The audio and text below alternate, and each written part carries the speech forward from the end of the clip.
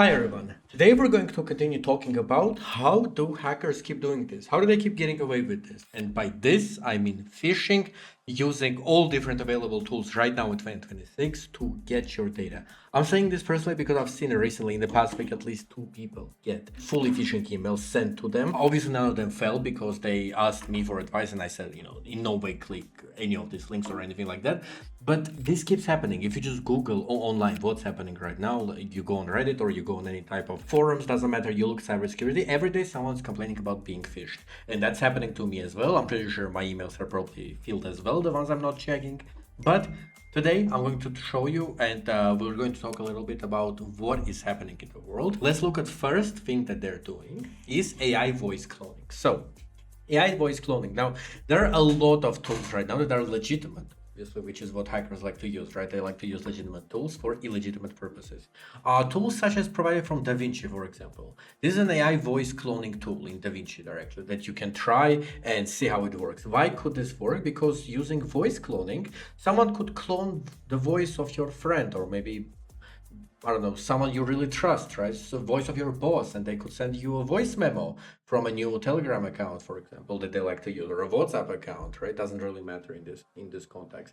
And saying you, yo, like I need this sent to me as soon as possible. Please check your email or something like that. And you may believe that because it sounds like their real voice. And unlike 3 years ago, what was happening, which all of it was just horrible, right? And you could spot AI so easily. Nowadays, it's hard for me as well. And I'm someone who's like online 24/7, and it's getting difficult for me as well. So imagine for someone who isn't as online and always reading stuff or watching stuff or looking at the news as other people, right? Imagine what they're going through. So let's get to it. Now, the AI voice cloning tools, legitimate ones such as like DaVinci, that could be used. If you go on GitHub and you look up real-time voice cloning, this is real time, by the way. I'm not talking about recording a voice memo. This is real time. When you are talking, right, but your voice is being transcribed as someone else's voice, the one you prefer, in real time, for example. Doesn't matter how fast I speak or how slow I speak, it's going to get it, right? And it's going to work. So you can say here, it says, clone a voice in 5 seconds to generate arbitrary speech in real time. And it shows you here the tool. You can see a video here that it shows. If you're interested, by the way, you can just go to this link, but I would highly advise you to just go to github.com and look up AI voice cloning tools if this is something that interests you. This is important because it could actually help you understand how all of this works, and you could just use this knowledge to protect yourself better. Other tools, such as, again, like legitimate tools, like it says effortless vocal flexibility with AI voice models. And now pretty much everything has AI in it, right? That's why this is working. That's why this is the reality. And you have to keep in mind to be very, very careful and cautious. These are just some tools. Or for example, back in the day, like 10 years ago, right? Hackers would send horrible email that would just look like complete nonsense and the grammar was bad, so you could know it's not good, right? But nowadays it doesn't matter where the hackers are from. They could just generate an email using a tool like this. It says here, for example, write an email to a coworker asking for clarification on a project deadline. Let's make another one. So tell us about your email.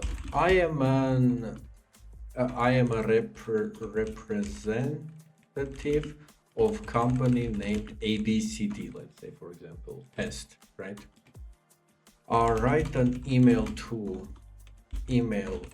a customer, let's say customer, reminding them to change password. Let's say something very simple, right?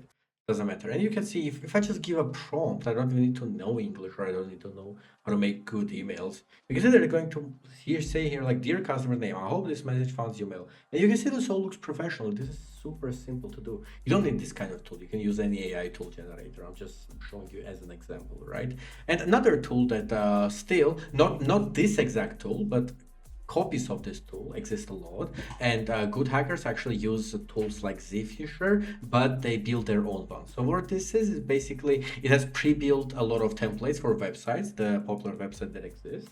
I can show you if I, for example, go here and I open my Cal Linux here, I can do clone for this, git clone for Zphisher. And oh, it says it already. Okay, empty there. Let me do test. Let's go here. Let me do a fresh one for you.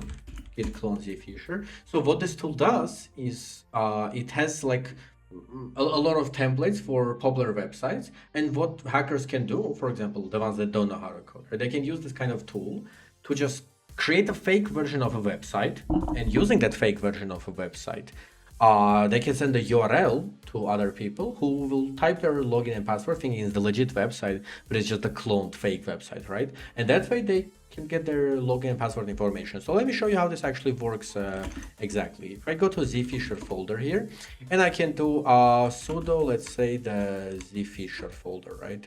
No, not to make, I don't want to make file. Let's say the just bash file, right? If I run this file right now, and I'll open a browser because it's going to load like that as well. So you can see it's using tools like local expose and Cloudflare. Obviously, I'm going to run this in localhost, right? So as you can see here, the popular, it has like 35 tools here. Let's say, let's go to, I don't know, something. What's a popular website that people like to use nowadays? Let's say I want to steal your Instagram account, right? I will do 02 and traditional login page. Yes, traditional login page. And I'm going to use localhost here for sure. What hackers could do, they could build this tool on their own or take this tool as a template and build on top of it. And instead of deciding where to run, they could just host this on their own server or on their own like private cloud, whatever they decide to use. And instead of the website running like this, let's say custom portal, say 1234, instead of the website running on this local host, it would run on their own domain that they purchased. So you could be like, oh, okay, Instagram, let me log in. I'll log in because I just got that from the email that I generated previously, right? Let's say phone number, let's say +1234. Let's do some gibberish. Let's do some login password, and you can see it will redirect me to actual Instagram now. But in the command line, I already got the username and password, right? So this is pretty cool. And this tool is very beginner friendly. Anybody could use this, and real like hackers who actually try to actually steal your information, they don't use this kind of stuff. They build their own. But I'm showing you that this exists so you know about the possibility, right? So that was pretty much my goal with this. Hopefully this was helpful and you understand how this works. So again, please, and right now especially, there is a surge of a lot of emails, a lot of phishing attacks happening at the moment. Please be careful, don't click on anything. I've been saying this in the previous video as well. So please be careful, watch out, and I'll see you in the next video.